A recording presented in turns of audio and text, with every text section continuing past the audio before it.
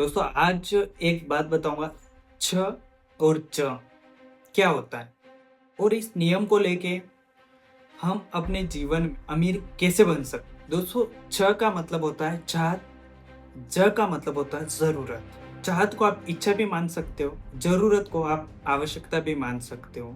तो आज समझते हैं अपन कि हमारी जरूरत क्या है, आवश्यकता क्या है, हमारी इच्छा क्या है और हमारी चाहत क्या है। दोस्तों हमें इस बात को समझना होगा।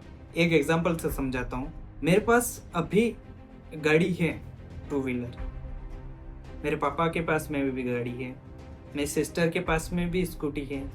अब मुझे गाड़ी की ज़रूरत नहीं लगती, लेकिन मैं फिर सोच रहा हूँ स्प्लेंडर ले आता हूँ यार, एक गाड़ी चाहिए। और 3 गाड़ी होने के बाद फिर एक गाड़ी की आवश्यकता या फिर ज़रूरत है।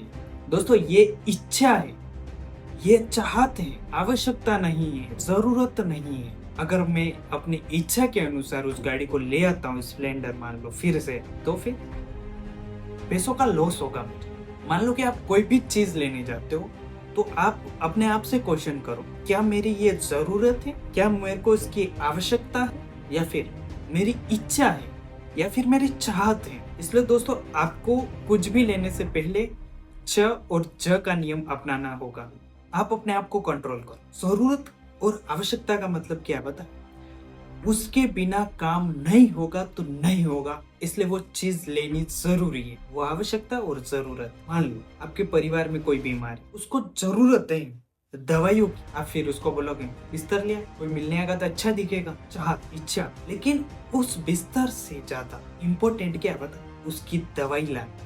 हमें अपनी जरूरतों को पहले पूरा करना, इसके बाद चाहत पूरी करनी, इसके बाद इच्छा पूरी करनी। इच्छा पूरी करना कोई गलत बात नहीं है, कोई चाहत पूरी करना गलत बात नहीं है, लेकिन हमें जरूरत पहले पूरी करनी है, इसके बाद हमारी इच्छा को पूरा करना, हमारी चाहत को पूरा करना। हम जीवन में बिल्कुल सफल हो सकते हैं। दोस्तों आज हमने सीखा छ और ज का मतलब। अपने आप से क्वेश्चन करो कुछ भी चीज लेने से पहले, छ और ज, क्या ये मेरी आवश्यकता है, क्या मेरी ये चीज जरूरत है, और फिर क्वेश्चन करो क्या मेरी ये चीज चाहत है या फिर इच्छा है। बिना फालतू खर्चा नहीं करो और आपके पास आमदनी धीरे धीरे धीरे बढ़ती जाएगी।